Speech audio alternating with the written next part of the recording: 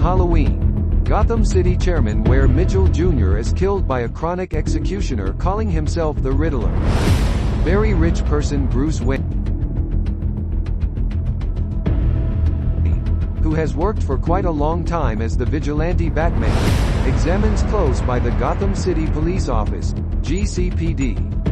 Lieutenant James Gordon finds that the Riddler left a directive for Batman.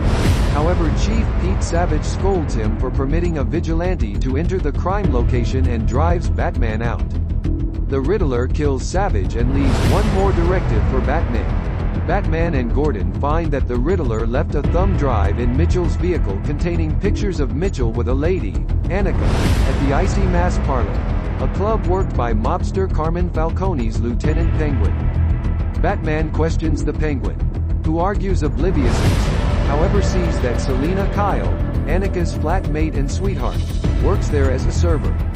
After Annika vanishes, Batman sends Selina back to the ice shelf parlor to look for replies. Through Selina, Batman finds that Savage was on Falcone's finance as his lead prosecutor Bill Coulson. Selina turns down correspondence when Batman squeezes her about her relationship with Falcone. The Riddler snatches Coulson, lashes a coordinated collar bomb to his neck and sends him to intrude on Mitchell's burial service. At the point when Batman shows up, the Riddler calls him through Coulson's telephone and takes steps to explode the bomb on the off chance that Coulson can't answer 3 questions. Batman assists Coulson with noting the initial 2, however Coulson won't answer the 3rd, name of the source who gave the GCPD data that prompted a memorable medication bust finishing mobster Sal Maroni's activity. The bomb detonates, killing Coulson and thumping Batman oblivious. Batman and Gordon reason that the source might be the Penguin and track him to a medication bargain. They find that Maroni's activity never really finished and numerous GCPD officials are involved. Selina incidentally uncovered them when she shows up to take cash.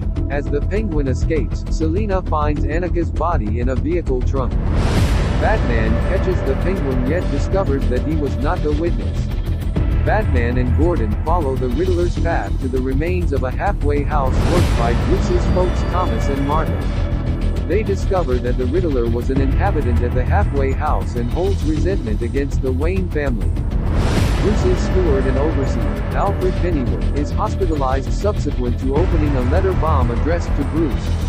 The Riddler then spills proof that Thomas, who was running for City Hall leader when he was killed, recruited Falcone to kill a columnist for taking steps to uncover humiliating insights regarding Martha's set of experiences of psychological sickness.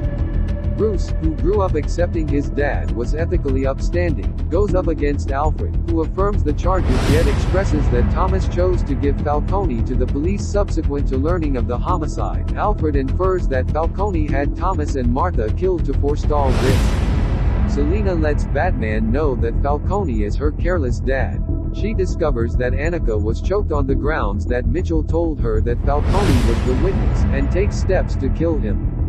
Batman and Gordon show up at the ice sheet parlor so as to stop her. Batman genuinely keeps Selina from killing Falcone, making sense of that she shouldn't permit Falcone to annihilate her future through killing him and confronting jail. Batman accompanies a presumptuous Falcone to the police, while Falcone lets Batman know that he is aware of all Gotham's secret mysteries and hidden world dealings and that all that he knows bites the dust with him. No sooner does Batman carry Falcone outside to the watch holding up than Riddler kills Falcone from his loft window. Exposed as legal sciences bookkeeper Edward Nashton, the Riddler is imprisoned in Arkham State Clinic. That's what Nashton says. As a dismissed vagrant, he was jealous of the compassion Bruce got after his folks' homicide. He venerates Batman, who enlivened him to focus on the degenerate and proposes an organization, yet Batman furiously dismisses him. Maddened at being dismissed by his object of worship, Nashton starts yelling, to which Batman understands that Nashton actually has something arranged. After acknowledging Batman hasn't sorted out his next game plan, a pleased Nashton provides him one final insight by singing Ave Maria, the melody sung at the Mitchell's memorial service, to infer that the last piece of the arrangement is City Hall leader Choose Bella Genuine's death. Nonetheless, Batman neglects to understand this and shouts, "What have you done?" Looking through his lock, Batman is incidentally helped by a cop who shows him a floor-covering cutting instrument which Riddler had killed the city chairman with toward the start. Understanding this device as one more sign to uncovering the Riddler's groundbreaking strategy, Batman cuts open the mat of the loft and finds through a guide drawn on the floor under that Nashton has positioned vehicle bombs around Gotham. No sooner has he done this than an internet-based video of Nashton's last transmission before his catch and detainment plays, making sense of joyously that he had developed an internet following that intends to kill city chairman Choose Bella Real. The bombs annihilate the jetties around Gotham and flood the city. A sanctuary is set up in an indoor field, where Nashton's supporters non-lethally shoot Real yet are come by Batman and Selina. While engaging the faction on the rafters, Batman routs them however is nearly killed by a last part who is going to execute Batman. Selina shows up and salvages Batman prior to kissing him, saying thanks to him for keeping her from killing Falcone.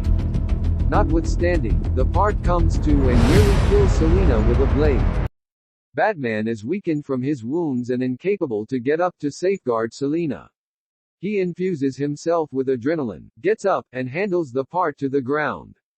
He has the part nailed down and beats his face viciously until he is come by Gordon and Selina. Gordon approaches the part and detaches his veil to uncover his enlarged, wounded face. Gordon inquires, "Who on earth would you say you are?"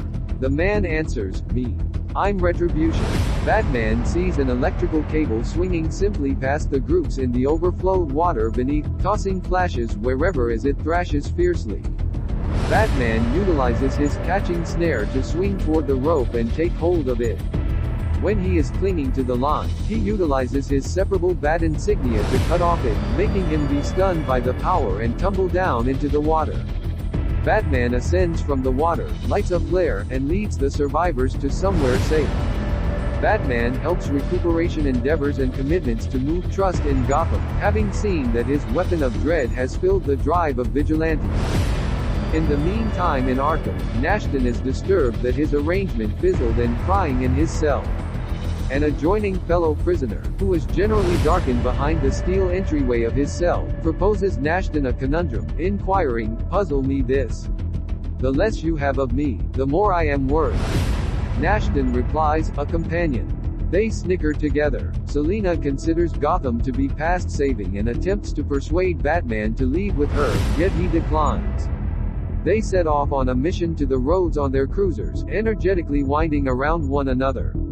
At the point when they get to a crossroads, Selina goes right and Batman goes left. He thinks back in his mirror as she vanishes into the distance. Then, he gazes directly ahead.